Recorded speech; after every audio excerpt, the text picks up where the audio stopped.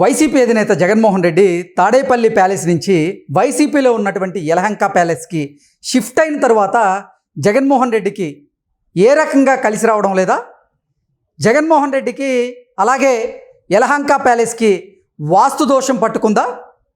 Yelahanka palace గేట్లు బద్దలు కొట్టేందుకు జగన్మోహన్ రెడ్డి ప్రయత్నం చేస్తున్నారా అంటే అవుననే సమాధానం ఇస్తున్నారు కొంతమంది రాజకీయ విశ్లేషకులు. ఈ నేపథ్యంలోనే ఇదే అంశం మీద మనం విశ్లేషణ చేసుకునేటువంటి ప్రయత్నం చేద్దాం.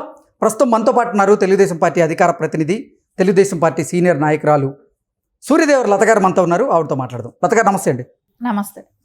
జగన్మోహన్ రెడ్డి తాడేపల్లి ప్యాలెస్ నుంచి యలహంక ప్యాలెస్కి షిఫ్ట్ అయ్యాక ఏ అంశంలోనూ జగన్మోహన్ రెడ్డికి కలిసి రావడం లేదని, జగన్మోహన్ రెడ్డికి అలాగే యలహంక ప్యాలెస్కి వాస్తు దోషం ఉందని జగన్మోహన్ రెడ్డి భయపడుతున్నాడని, అందుకే యలహంక ప్యాలెస్ గేట్లను బద్దలు కొట్టించేందుకు జగన్మోహన్ రెడ్డి ప్రయత్నాలు చేస్తున్నాడు, ప్రణాళికలను సిద్ధం చేసుకున్నాడు అనేటువంటి వార్తలు వస్తూ ఉన్నాయి.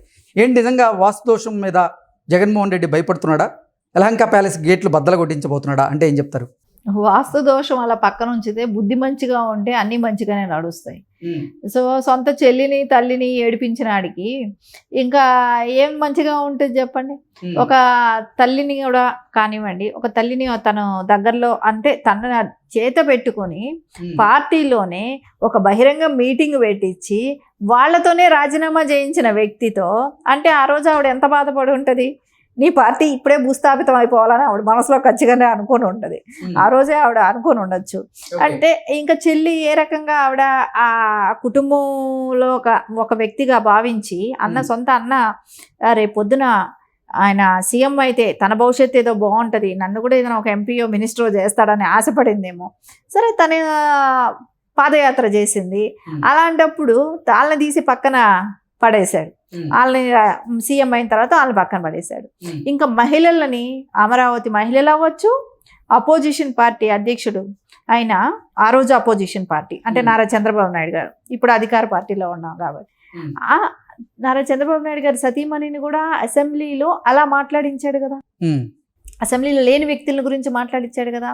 ఇంకా తెలుగుదేశం కేడర్ అంతా కూడా అంటే మహిళలందరినీ ఉద్దేశించి ఏ విధంగా ట్రోల్ చేశాడు. ఇవన్నీ మహిళలని ఇన్ని రకాలుగా బాధ పెట్టినాడు. ఎక్కడైనా చరిత్రలో బాగుపడ్డది ఉంటుందా? ఎప్పుడూ ఉండదు. చరిత్రలే చెప్తున్నాయి.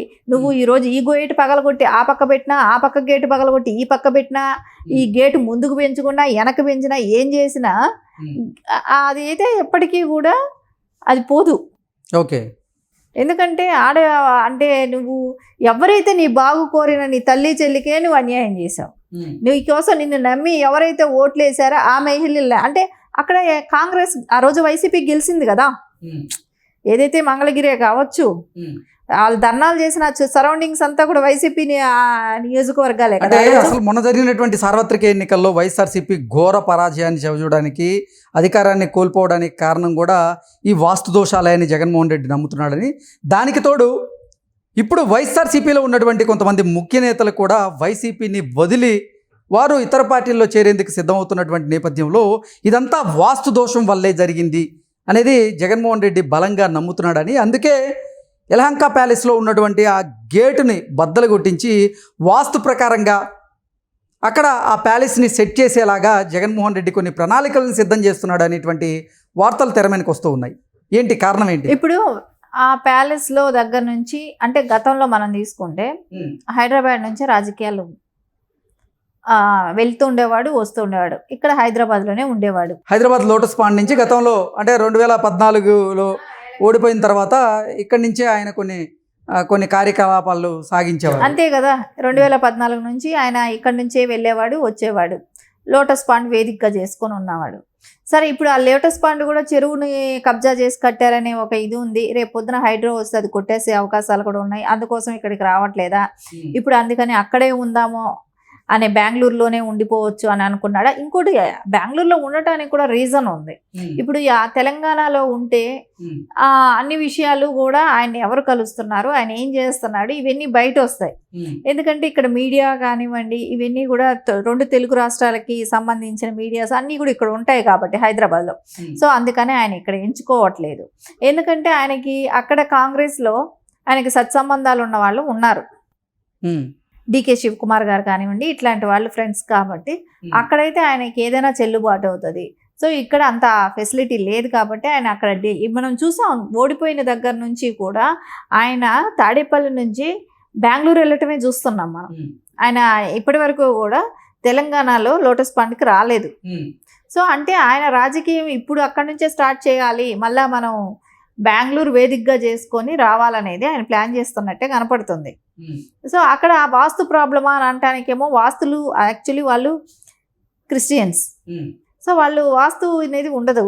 ఎందుకంటే 2024లో జరుగుతున్నటువంటి సార్వత్రిక ఎన్నికల సమయంలో కూడా జగన్మోహన్ రెడ్డి అప్పుడు తాడేపల్లి ప్యాలెస్లో ఆయన నివాసం ఉంటున్నటువంటి నేపథ్యంలోనే అదే తాడేపల్లి ప్యాలెస్కి కొంచెం వాస్తు దోషం ఉందని, దానివల్ల ఆయన అధికారానికి కొంచెం అంటే గండిపడేటువంటి అవకాశం ఉందని భావించే ఆయన వాస్తు దోషం వల్ల దానికి మరమ్మతులు కూడా చేయించాడు అనేటువంటి వార్తలు మనం చూసాం. అది వాస్తు దోషానికి సంబంధించింది అయితే కాదు. అప్పుడు చేసింది గేట్లు పెంచడం అవన్నీ, అంటే పెద్ద పెద్ద గేట్లు ఇది పెట్టించాడు, అక్కడంతా భారీ గేట్స్ లాంటివి పెద్ద పెద్ద పెట్టాడు, రోడ్డు బ్లాక్ చేయించాడు. అంటే అహంభావంతో చేసుకున్న పనులు అవన్నీ, అంటే ఒక రాచరికం లాగా ఆయన అంటే గేట్స్ ఒక చోట నుంచి మార్పించి ఇంకో చోట పెట్టించాడు అనేది వాస్తు దోషం ఉంటేనే కదా అలా మార్పించి పెట్టించేది. హైట్ కూడా పెంచాడు కదా. హైట్ పెంచేది ఓకే, వేరే వారు ఈ ఇంట్లో ఏం జరుగుతుందో చూడకూడదు అని సెక్యూరిటీ పర్సన్స్ దీన్ని బట్టి చేశాడు. సరే అంతంత ఆయనకు అంత సెక్యూరిటీ భయపడాల్సినంత అవసరం ఏమైనా ఉందా? ఆయన ఏమైనా రాష్ట్రానికి ఏమైనా చేశాడా? ఒకవేళ మావోయిస్టులతో ఏమైనా ప్రాబ్లం వచ్చిందా? ఏమీ లేదు కదా. సో అంత హడావిడి చేయాల్సిన అవసరం లేదు. రోడ్డు కూడా బ్లాక్ చేసేసిన పరిస్థితి మనం చూసాం.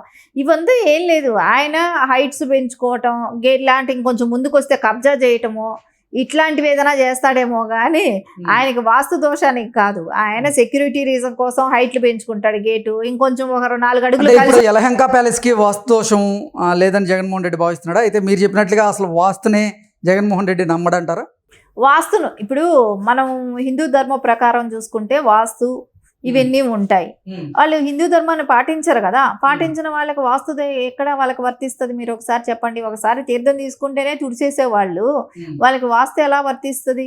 సో వాళ్ళు ఎవరైనా నమ్ముతారా? వాళ్ళు నమ్మే పరిస్థితులు లేవు. అందుకే అక్కడ ఉండే కదా 43,000 కోట్లు సంపాదించింది. బెంగళూరు ప్యాలెస్ లో ఉండే కదా అప్పుడు రాజశేఖర్ రెడ్డి గారు ఇక్కడ సీఎంగా ఉన్నారు. అప్పుడు ఆయన సంపాదించిన డబ్బులన్నీ ఎక్కడి నుంచి? ఆ ఇంట్లో ఉన్నాడుగా అప్పుడు. అంటే ఆ సెంటిమెంట్ నమ్ముకుంటున్నాడు. అయితే అంటే నేననేది వాస్తు దోషం అయి కాదు, ఆయన వేరే రీజన్స్తో ఏదైనా చేయొచ్చేమో కానీ వాస్తు దోషం అయితే కాదు. ఆయన చేసిన పాపాలే ఆయన్ని వెంటాడుతున్నాయి. అంతకు మించి అయితే వాస్తు మారిస్తే ఆయన బాగుపడేది లేదు. ఆయన చేసిన పాపాలు ఆయన జీవితాంతం వెంటాడుతూనే ఉంటాయి. ఓకే, అంటే ఆయన చేసినటువంటి కర్మలే ఆయన్ని వెంటాడుతున్నాయి తప్ప ఆయన వాస్తు దోషానికో లేకపోతే ఇతరత్ర దోషాలకు ఆయన భయపడే వ్యక్తి కాదంటారు. ఖచ్చితంగా అంటే భయపడాలి భయపడలేదు అనేది ఒక ధర్మాన్ని ఆచరించే వాళ్ళకైతే అవి ఉంటాయి.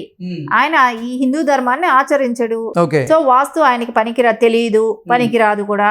ఆయన చేసిన కర్మలు ఉంటాయి కదా, వాటికైతే ఆయన ఎవరైతే ఆడవాళ్ళని అందరినీ ఒక రకంగా శారీరకంగా కానివచ్చు, మానసికంగా కావచ్చు, శారీరకంగా మీన్స్ అనటానికి కూడా ఇప్పుడు కొన్ని మనం చూస్తున్నాం మహిళలవి. సో వాళ్ళందరూ కూడా ఒక్క రాష్ట్రానికి సీఎం అని అడ్డం పెట్టుకొని అట్లాంటి మహిళలందరినీ కూడా బాధ పెడుతున్నప్పుడు ఖచ్చితంగా ఆ కర్మ అనేది అయితే ఆయనకు ఉంటుంది. కాబట్టి ఆయన ఎప్పటికీ కూడా ఎన్ని వాస్తులు అని వాళ్ళు అనుకున్నా కూడా అది వాస్తు కాదు, ఆయన చేసిన కర్మలే ఆయనకి వెంటాడుతూనే ఉంటాయి. ఓకే అండి, థ్యాంక్ యూ సో మచ్.